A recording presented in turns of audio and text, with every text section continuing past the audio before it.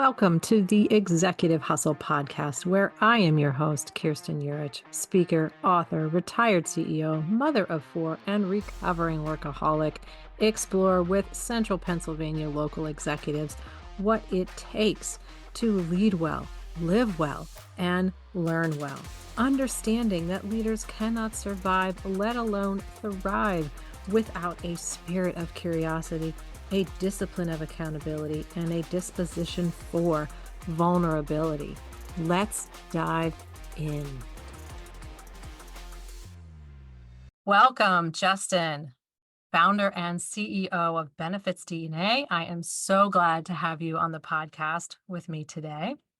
I have been looking forward to speaking with you for quite some time.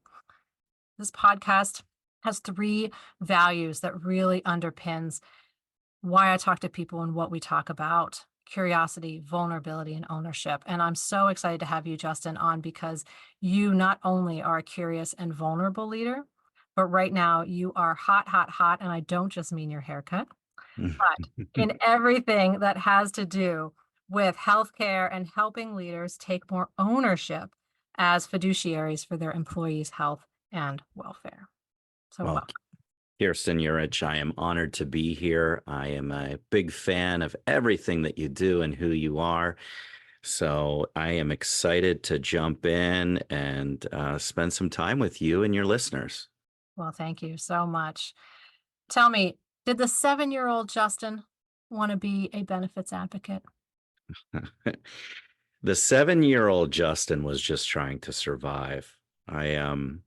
It's interesting. I think back to that time every once in a while, and I came from a broken home. I was adopted by my grandfather, my great grandmother. I lived with them from the age of 2 till about 6. I spent my 6th year of life with my biological mother and her second husband, and then quickly went back to living with my grandfather at 7 years old. So thinking back to that vulnerable time of my life, I didn't know what the heck I wanted to be when I grew up. I just knew that I wanted to feel safe and loved and wanted.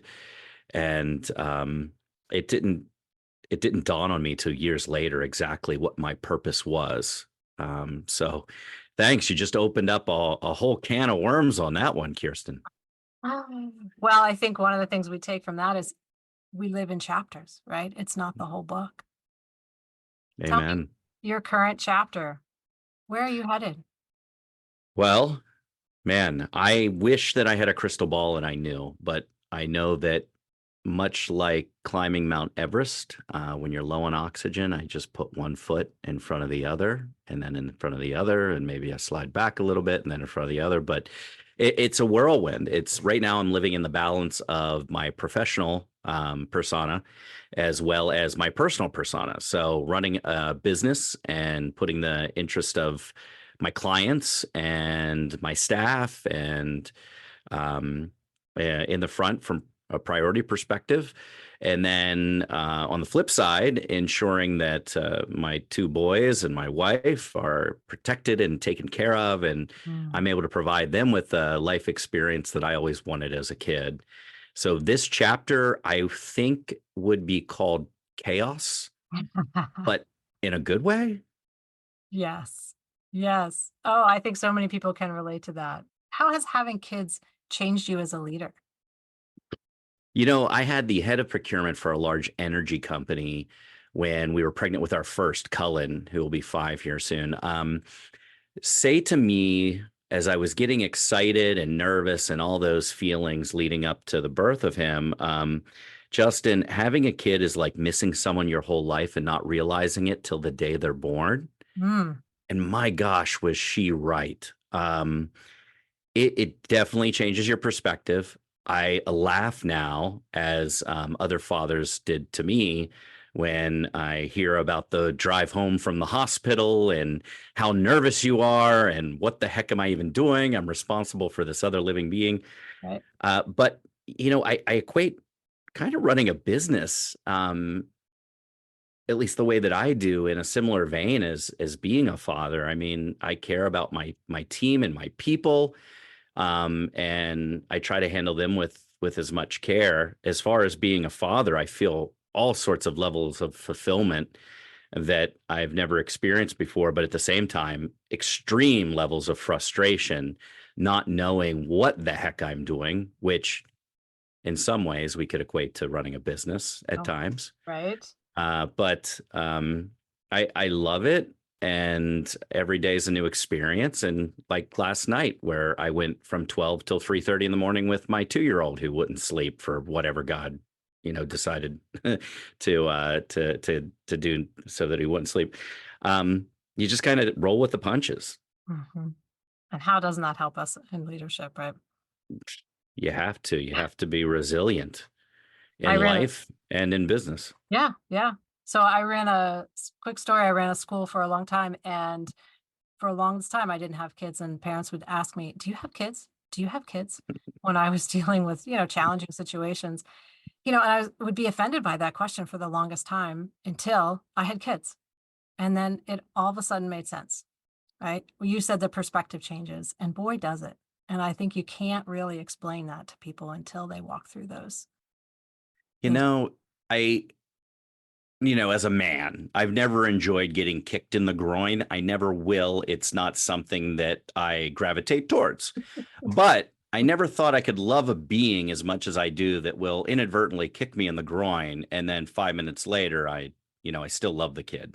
Sure. Um, it's been a wonderful experience, but yeah, if anything, it gives you a little bit of a thick skin as you go Mhm. out there, and also provides a level of empathy and understanding, um, and a sense of community that otherwise I wouldn't have had. Right. And it doesn't have to be like your biological child either. You live that through life experiences with nieces and nephews, or maybe you adopt a child or come from a blended family. Um, anyway, Yeah, I love what you said, how you can separate what he does and who he is. And those are two different things. And boy, we have to do that at work all the time. Our mm, employees will do things and we just kind of have to deep breathe a little bit. And we still want them as an employee, but boy, maybe they're not where we need them to be. And what do we have to do as a leader? I am very blessed. I'm not without sin. I know that we have issues within Benefits DNA that pop up. Every company has, issues.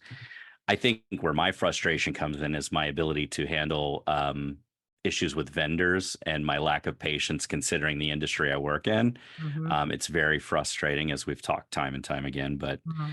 yeah, I would say that being a parent has made me a better man in many ways. Yeah. What would you say is the most undervalued skill every leader should focus on? I think listening, but Mm, actually hearing what people are telling you yeah. is your superpower.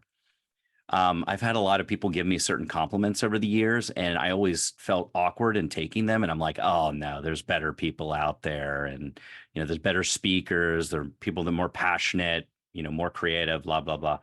But once you start listening and believing what these people tell you, Hmm. man, you take that skill set, whatever it may be, elevate it, and then fill the gaps of where you are weak with people that are really good at the other stuff. And it's like a 1 + 1 = 10 equation. So that would be my advice. Clean your ears and listen to what people are telling you. There's a reason we have 2 ears, right? Yeah, somebody told me that once. I wasn't really listening. Well, we often also learn from our failures. As you know, I've shared many of mine with you. What would you say is your greatest mistake as a leader? Hmm.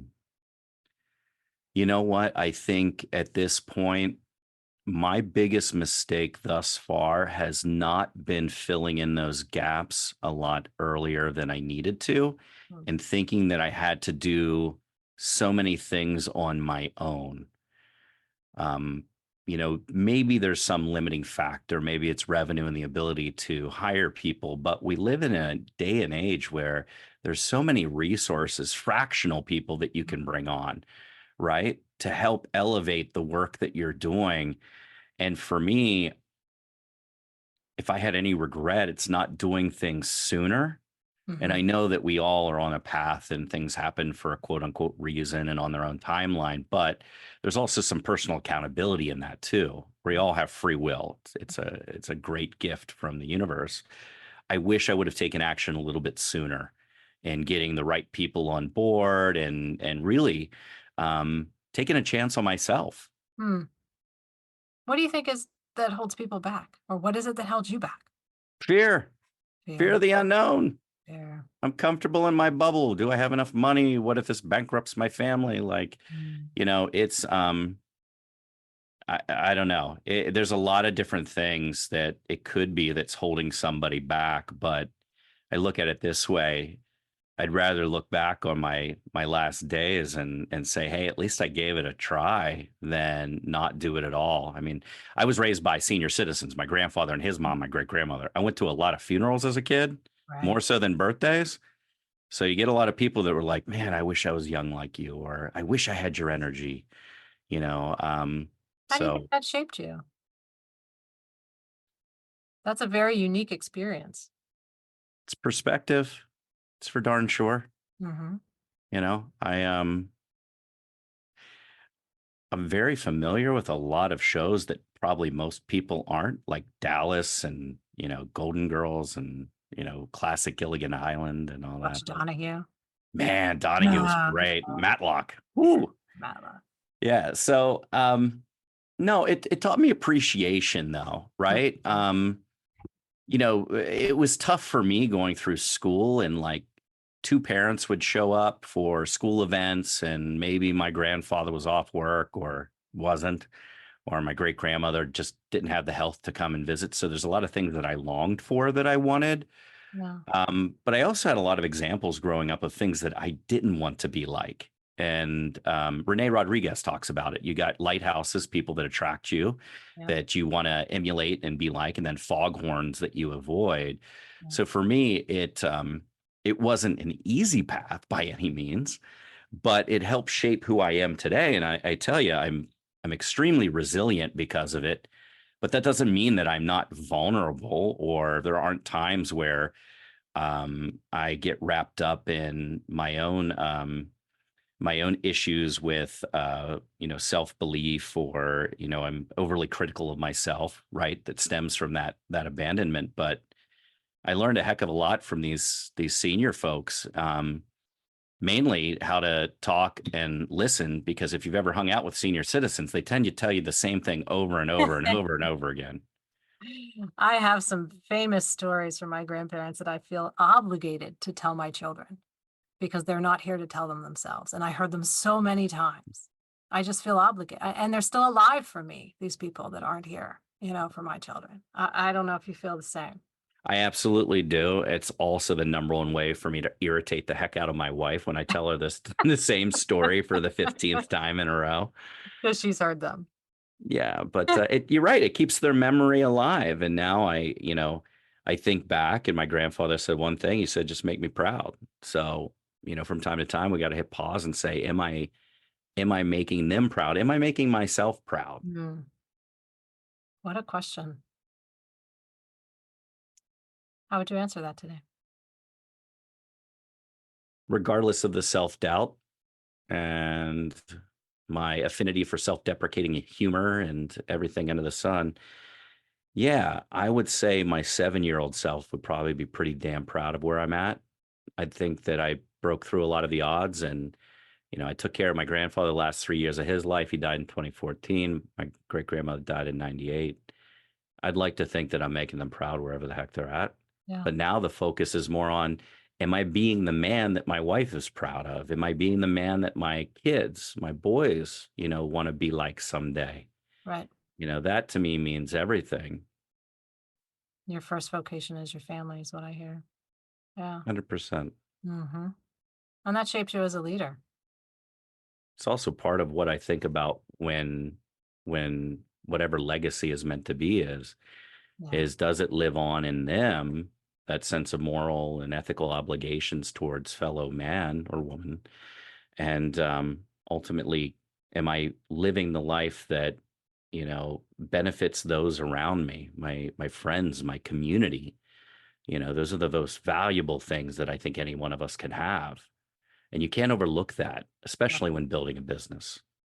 Yeah, it's one of my core tenets here with Executive Hustle is that community is part of our success, right? We have to lean on it, we have to listen to it, and we have to speak out into it.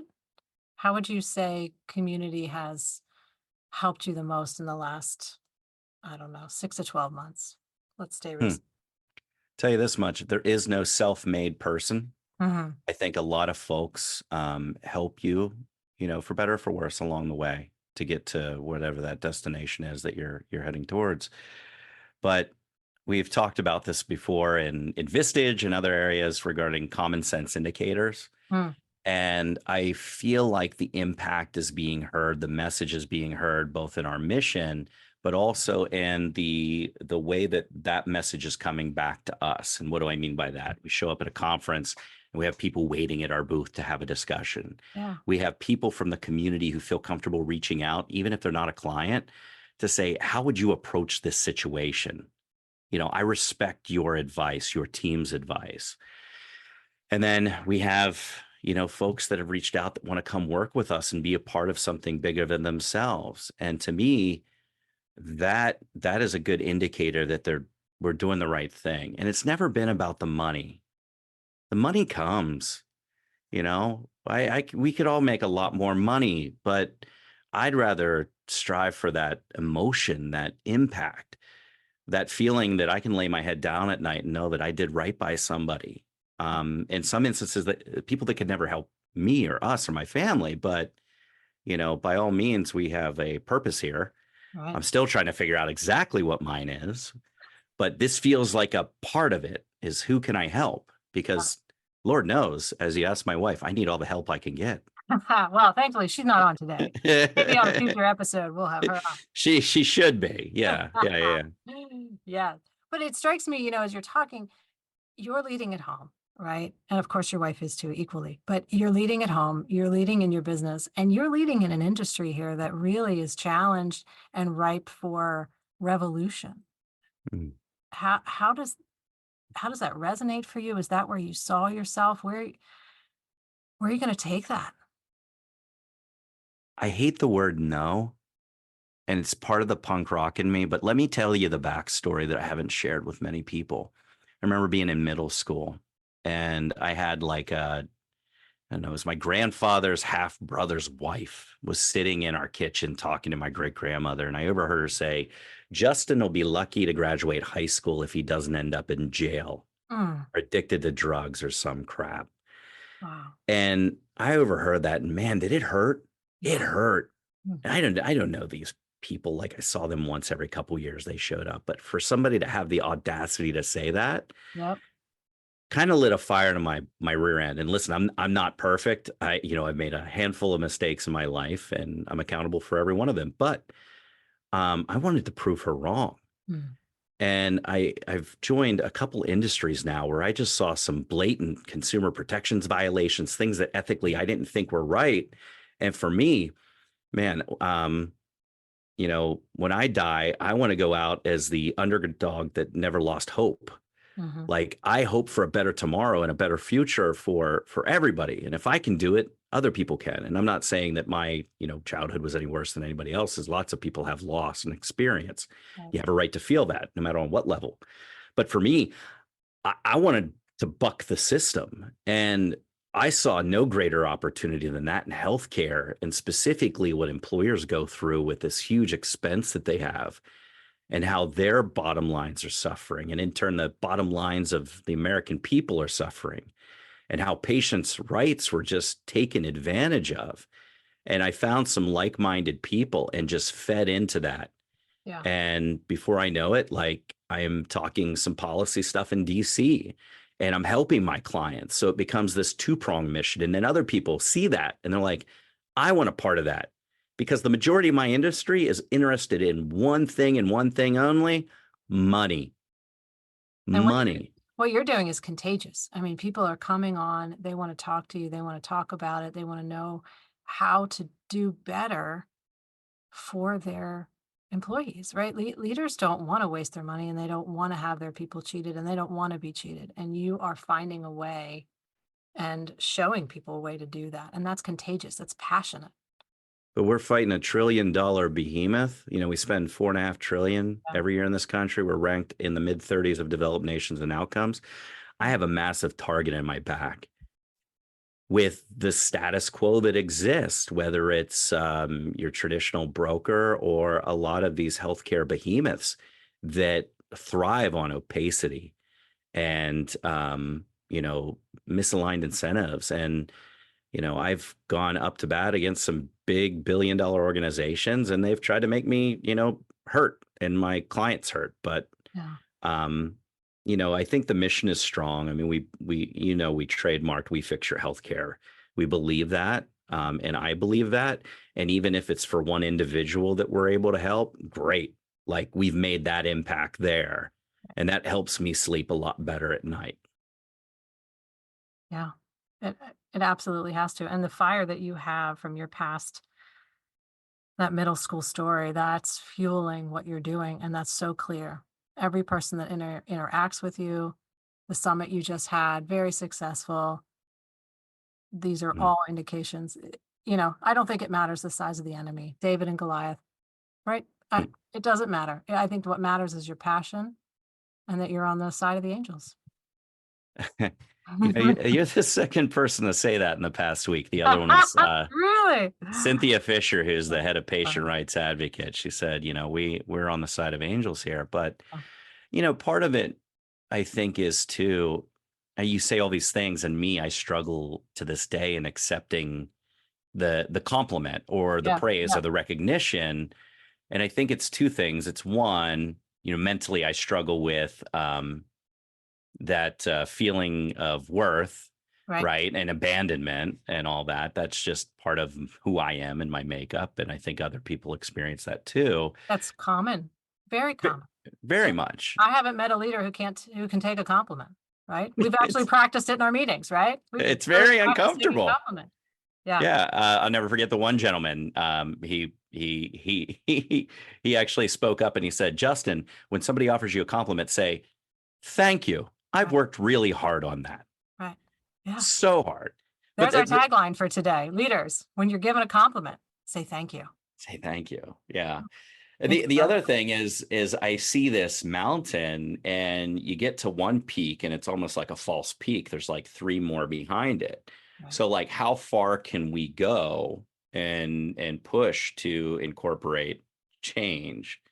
Um, And there's a big bill coming up, the Braun Sanders bill at the Senate. Like, how can I empower people to speak about this and want to take action and go testify in front of Congress and say how screwed up the system is? Like, I want to have those conversations more and more with my clients, but also with people that aren't within my circle that have power and influence more so than they realize. So Well, and I think what's interesting about that is you said a peak and then a next peak and then a next peak. So, this is that infinite game that Simon Sinek talks about, right? You're not just mm, trying to get from A to B. That B is off in the distance and the goalpost keeps moving. And so how do you stay motivated as a leader? How do you continue to motivate your team? These are questions that are not just you struggling with, but many leaders are struggling with that question oh, across. it's so much caffeine and heavy metal and hardcore rap that just So keeps it's me individual, right? Individual strategies that we deal with. Well, Hey, Eminem's in his 50s now and still dropping magics. Like, if he can do it, I can do it, right? excellent, excellent. So find your inspiration. Everyone is a little different here. Justin, this was as close to magic as I'm going to get today. And so I just really want to thank you. I appreciate your time and I want to highlight a couple things that stuck out for me and hopefully for our listeners as well that are just part of this amazing conversation. One, you shared that true listening is effective leadership. And I second that for sure. That true leadership, true listening comes from leadership, and that we want to be listening to what people are truly saying, what's behind those words. Hmm, Right. agreed. I really appreciate that you shared that. Second, your past experiences. Thank you for being so vulnerable, so raw, so open, and sharing where your resilience comes from. Right. So that you can continue to take that peak and that next peak and that next peak. Right. Where does that come from? So our past experience builds that resiliency. The resiliency comes from the past so that we can make the choices in the future. And don't wait to fill in the gaps. Heard that pretty loud and clear, Mm. right? Go faster by filling in those gaps sooner. Excellent lessons for our leaders that are listening. I think all of these things will help our listeners lead well and live well and learn well. And so I really want to thank you for your time today. And if people want to follow up with you or learn more about you, how can they do that? It's easy. You can find me on LinkedIn. You can go to wefixyourhealthcare.com, benefitsdna.com, or leadersneverquit.com. Perfect. Wonderful. Well, this was great, Justin. Thank you so much. Thank you so much, Kirsten. Thank you for joining me today for another great Hustle Conversation with the Central PA Executive. You can find out more about my guest in the show notes. And if you liked the episode or have something to add to our conversation, please find me on Apple Podcasts, Spotify, or wherever you listen. Subscribe, rate, and review. Remember, leadership is best practiced in community. You know a leader who needs to hear something from this episode, so pay it forward and send it to them today. Don't wait. Until next time, the best leaders not only lead well, they live well and learn well. Bye now.